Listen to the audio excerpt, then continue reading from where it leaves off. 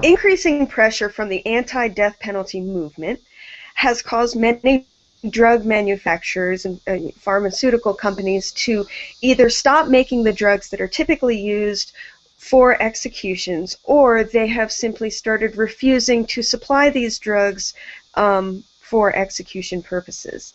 Now, in light of these, quote, setbacks, some states, instead of postponing executions, have started experimenting with new drug cocktails to get the job done. So in Ohio on Wednesday, Dennis McGuire was put to death using a never-before-used mixture of midazolam and hydromorphone, a sedative and a painkiller, respectively, to execute the prisoner, who was convicted in 1989 of raping and killing a pregnant woman. The inmate, under these drugs, seemed to struggle for air and made loud snoring and snorting noises and seemed to be suffering from what is called air hunger.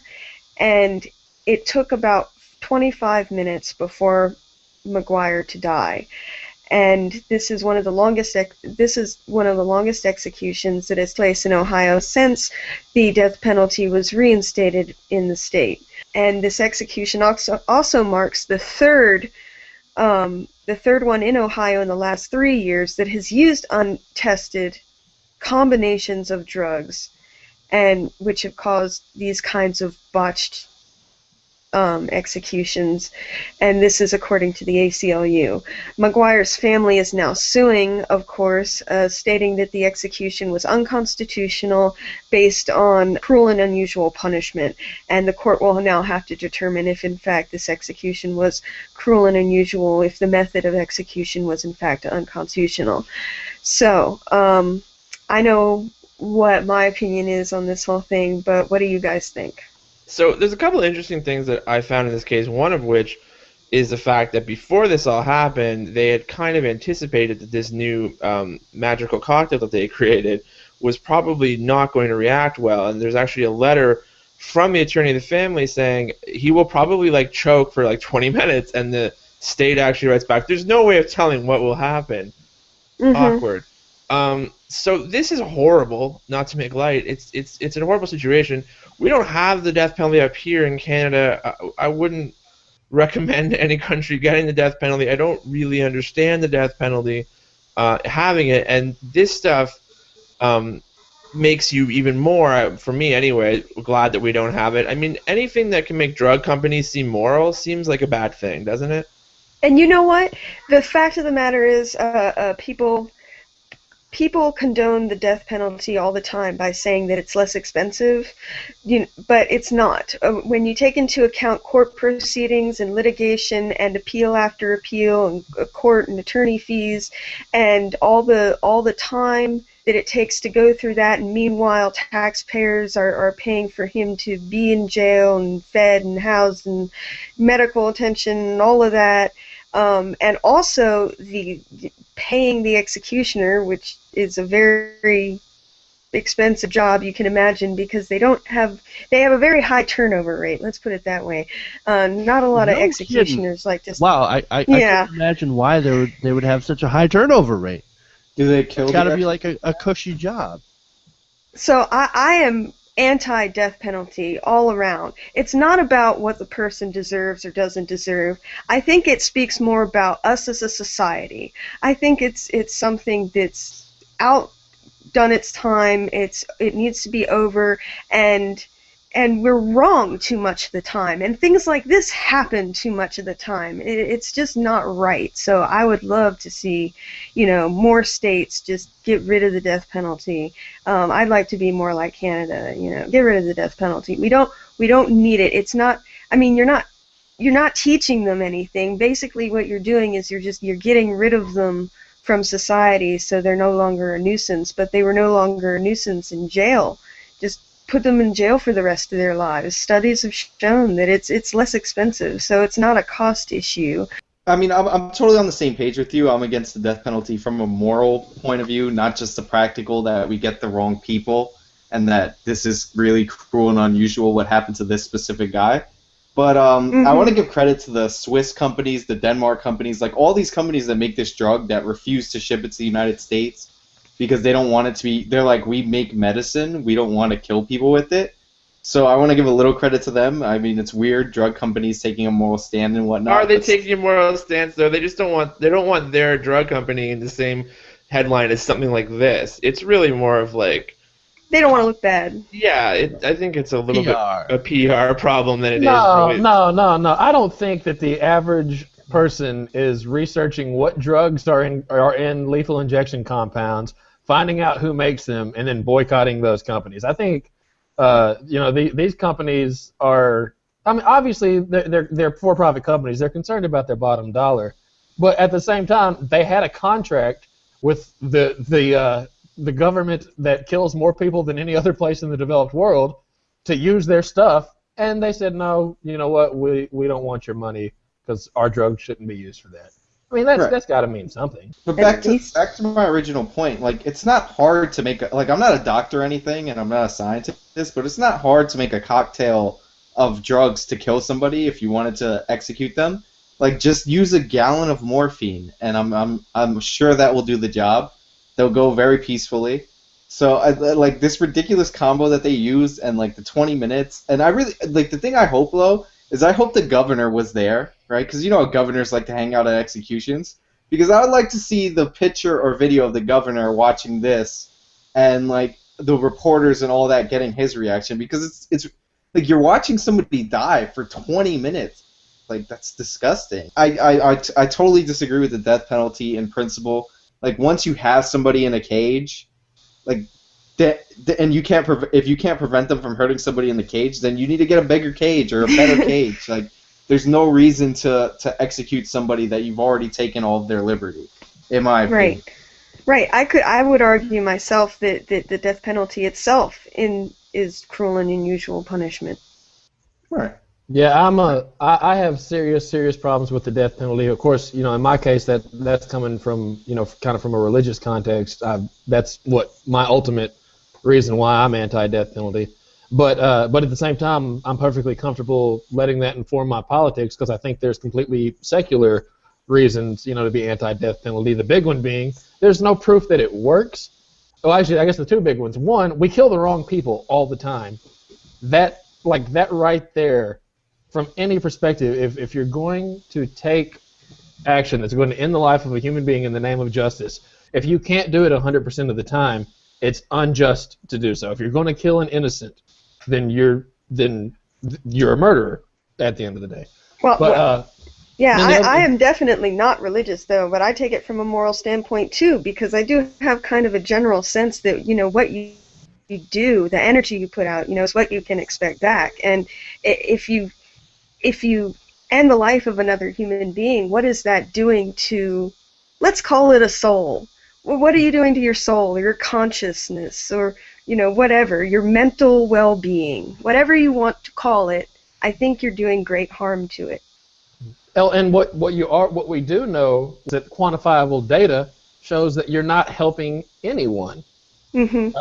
There's no peer-reviewed study or there's no consensus at least that shows that this that the death penalty does anything. If anything, it's counterproductive because it gives you a quick fix, a quick feeling of retribution that stops any real conversation from going on about making a systemic change to stop crime problems. And if I could, if you guys will indulge me long enough, to one article that really kind of helped put flesh on this for me is we all know some of the stories that have come out of India about girls being raped and even murdered and stuff like that and not getting justice.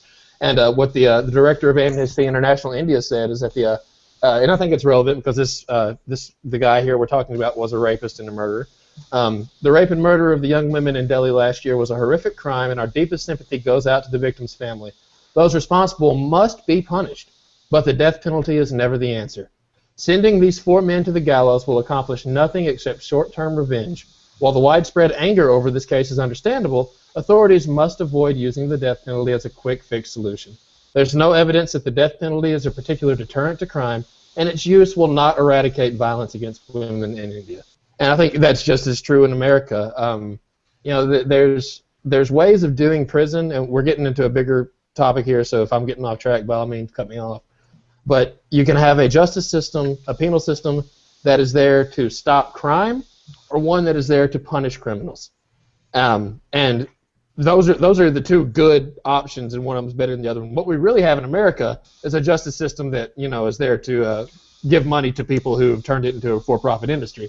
But even that topic aside, if you approach your criminal justice system as something that is to rehabilitate criminals, that's being tough on crime because you're stopping crime. It's more important to prevent future victims from being victims than it is to get retribution that's not going to take away what was done to victims in the past. That's my take on the issue. Okay, so I've stayed silent for long enough, and I think you guys have made some very, very excellent points. And, you know, look, it is cheaper to keep someone in prison. We do get the wrong people all the time. That's why I'm personally against the death penalty, because we get the wrong people. And I think that's really, really important to point out. But on the other hand, you know, when you see someone like, and I'm going to throw in a good example of Anders Breivik sitting in prison, all smug, sitting there, yeah, I killed all those children. Yeah, look at me, you know, I'm sitting pretty, sitting in this wonderful cell. I've got cable TV, I've got internet, I've got all the comforts of home. You know, doesn't that make you just want to press the fucking button? Because you know what? I do. Who gives that guy like internet? that, allowing someone like that, because there are just certain people out there that, I'm sorry to say this, and I'm going to blow y'all libs out of the water on this one. You know, there are some people out there that I think do not deserve to live. There is no amount of rehabilitation, and I definitely agree that our prison system needs to be reformed to maximum rehabilitation, and not the system we have now, because we've got so many different problems with our current system. But there are, you have to admit out there that there are some people that are beyond, very, very, very small amount of people, and this is what the death penalty should be reserved to, is that small 0.00001% of people that cannot be rehabilitated. Yeah, but who decides that? That's the problem. I mean, right, but yeah, you're talking about the ones that are blatantly, obviously, Exactly, I mean, no debate, they're guilty, they're in the cell like, yeah, I killed those people, and I kill them again. I enjoyed every minute of it. Exactly. This is why, like, I think our death penalty is proliferated way, way, way too much, and used way, way, way too often. This should be an absolute last resort, and Sean, I know you'll like this, it should be expensive as hell to do, to make it so that they don't overuse it. But I think that there are some extenuating circumstances that I would accept it being used. But that's the problem, though, is this is like the great hypothetical where we can use the worst people that we can think of, and then don't they deserve to go to the execution chamber or whatever you want to call it. But I mean, yeah, kudos for Hitler not coming up yet. Like, I think that shows how restrained we are as a panel. No, once you invoke Hitler, you've automatically lost the discussion. I think that's Godwin's law. Right. We're not going to do Godwin's law here. But seriously, about like, we can do that, Jeff. But the question then comes down to is, you are a country of law, like on some days, and what happens on those days where you are? Like, how do you put that into? How do you put what you're evoking here into an actual law? Like, what would be the criteria? Are we going to vote on it American Idol style? Like, how do we decide who is worthy? I mean, I don't know the specifics of it, and I'm just floating an idea, and I'm just floating what I would personally support. But I think it has to be something that is meticulously studied. If you cannot reform this person, on video. It just has to be meticulously done, so that you don't send the wrong person out to the execution chamber. As you like to put it, you really have to do your research, and you really have to make sure that you get the right person. Because, I mean, Anders Breivik, I'd push the button in a heartbeat, and that's a good example. But how rare are those people? Incredibly, incredibly rare. But it has to be one of those things that stand out. Let me do this, Jeff. Let me do two things. One, let me first respond to your point. One, I think the reason why let's see, Andrew Sevik, is that the European shooter? The Norway shooter. Right, the Norwegian shooter. Okay. Yeah. Okay. The reason why it's so easy to use him as an example is because he stands out. Because in that system where they have a rehabilitative, is that a word? Rehabilitative criminal justice system, mass shootings are so freaking rare that when they happen, it stands out. Now, in all fairness, he did kill like 70-something people. So that would have stood out no matter where you were. Yeah. Yeah. So regardless, even in America, that's a big mass shooting. But in a country like America where we have a go get 'em criminal system, shootings happen all the time. Now, we don't have as much violent crime as a lot of other places, but we do have more murders. And so now that I've offered that counterpoint, let me be a douche and go ahead and change the subject so you guys don't respond to me and tell me why I'm wrong.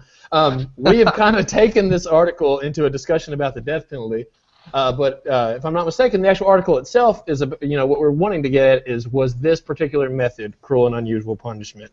I'll actually agree that it was. Look, I may be the barbarian on the panel, but I'm not that much of a barbarian. I do think this was cruel and unusual. If you're going to do it, it should be quick, And that's what I want to get at.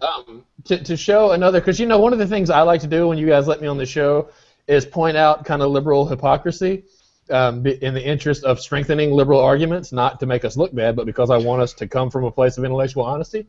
Do you guys remember a couple years back, I guess it was 2010, I don't want to say his name because I don't like to make celebrities out of killers, but a gentleman in Utah was the last person in America to be killed by firing squad. Right. And liberals everywhere were outraged about this archaic method that this man chose, by the way, to be killed by. And to me, if you're going to be a society that sanctions the death as a punishment, then you don't get to, one, I don't know that shooting someone is necessarily more inhumane than giving someone a chemical. I think that's just something we've been sold, and it shows how silly and contradictory both the death penalty is and some liberal notions are. It cuts both ways of just how illogical a death penalty is. The idea that you can have a death penalty that's not cruel or unusual punishment. And my suspicion is, and again, to do kind of what Sean did, to say I'm not a doctor or a scientist and then make a scientific statement, I suspect that the gentleman in Utah probably suffered less than this cat. So if we're going to be, and Ben Makowitz did this on the main TYT channel, and I mean, I can't say it better than he did, so, by all means, if you can't listen to me talk, go watch him. He said it much better than me. If we're going to be a nation that kills people, then we need to just shoot them in the head and put them down quick and do it. And again, I'm not saying we should do that. I'm not saying, yay, shoot people. I'm saying if we're like, a death penalty is barbaric. So we try to dress up this barbaric act and make it not barbaric as a much worse thing to do than acknowledging the barbarism and facing it. And in this case, I think it shows that it doesn't even help not only is it a dress up, but it's a dress up that makes things worse. This guy suffered more than he would have under a firing squad. And as barbaric as it sounds to say that, it's true. And I think we really need to re-examine kind of the things that we allow to be cleansed and washed, and made PC or whatever. Oh no, I absolutely agree. I love that. I think that if you're going to do a death penalty, it needs to the public needs to know it's gruesome. Death is not something that you should sanitize. And so I do agree with your point on that, Jordan. I just want to say one thing. It's the same concept. I'm not going to bring religion into it. I want to talk about the Old Testament, how that concept's there. But we've talked about enough religion, and we've got a study coming up still. But it's the same reason for why I take my children hunting. If my kids want to eat meat, they need to understand something had to die. That meat doesn't just come from the store magic that way. And if that terrifies them and they become vegetarians, great. But they need that education. They need to understand the gravity, of what death is. And whenever we make these lethal injections and stuff like that, all we're doing is making the death penalty less horrible. And we're really not, as this story shows, but at least, we use it to justify this horrible, barbaric, archaic system. and we use it to gloss over death. Whereas things like firing squads sound horrible and archaic to us, but they do the exact same thing, and maybe even in a more humane way. I think there's just a couple of things. I mean, the fact that this always leads to a conversation about whether we should shoot somebody in the head by firing squad or give them a magical cocktail of drugs probably leads me to think that the original point of this is sort of an absurd thing to be discussing in 2014 in civilized societies, because that is really the discussion you're having. Exactly. It's so I think that it probably just goes back to the point. The other thing that I will touch on really quick that I do find amusing when I turn the American news on during these kind of death penalty discussion, debate panels and all that, are the people who will argue against the cost effect of it. The same people that are putting like people who are in jail for like buying a dime bag, like that guy is okay to go to prison for a long time, but we're really concerned about cost every time the death penalty discussion comes up. So, I mean, if you took away all the studies that show it's not actually cost-effective, like you were saying before, and you took away the stats, it doesn't actually deter crime, because that really doesn't make sense if you think about murder itself. I mean, then you're left with this cost situation, pundits saying this, and then you're left with people being upset that it's gross and it's uncomfortable, and we don't want to turn an eye to it. And going back to the comedy thing, there's a great bit of George Carlin's where he talks about how he expects this all to be televised one day. And I think that's where you're heading. I think that somebody will proclaim that in liberalism, that, if we get everyone to actually watch this, maybe we won't have it, and they will turn it into a show. And it will get great ratings. It would. It really would. I believe the majority of the public right now is still in support of the death penalty. Now that is actually For sure they are. dropped. Hey, there's a great Doctor Who. 10 years, I believe, but there's a great Doctor Who episode that lays out that same scenario where you have reality TV with death. So. For a split second, I thought that there was a great Dr. Seuss, and I was like, I need to reread my Dr. Seuss, because clearly that's messed up. I actually know how how Ted Cruz didn't actually mention that during his 21-hour filibuster when he was reading Dr. Seuss. I actually know how we should execute people now. If we're going to execute people, this way was obviously particularly cruel and unusual. But if we're going to execute people, we might as well learn something. So I say we just give them a bunch of marijuana and we figure out exactly how much pot you have to smoke to die. On a serious note, though, it should be massively expensive to kill someone. Okay. To Chris use Rock the death penalty. $5,000 bullet theory? Yeah, it should be incredibly. It should not be glossed over. It should be told in all of its horrible gruesomeness. Okay, and I think if it's super expensive, people aren't going to do it very often, and it's going to be reserved for the worst of the worst of the worst. That's a worse message, though, Jeff. That is such a worse message than the actual death penalty. The only reason why that anybody cared about it is that it's actually because of a capitalist problem. Like, I don't know. But it already is super expensive. That's the thing.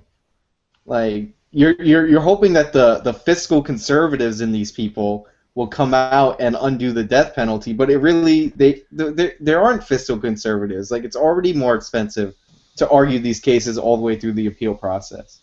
It is weird, though. You're right that it never gets brought up, the cost of the death penalty itself, especially when there's so many times, and especially like in Toronto here, our drunken stupor mayor Rob Ford got elected because of like people were very outraged that like City had lunch platters that were really expensive and the gravy train was coming.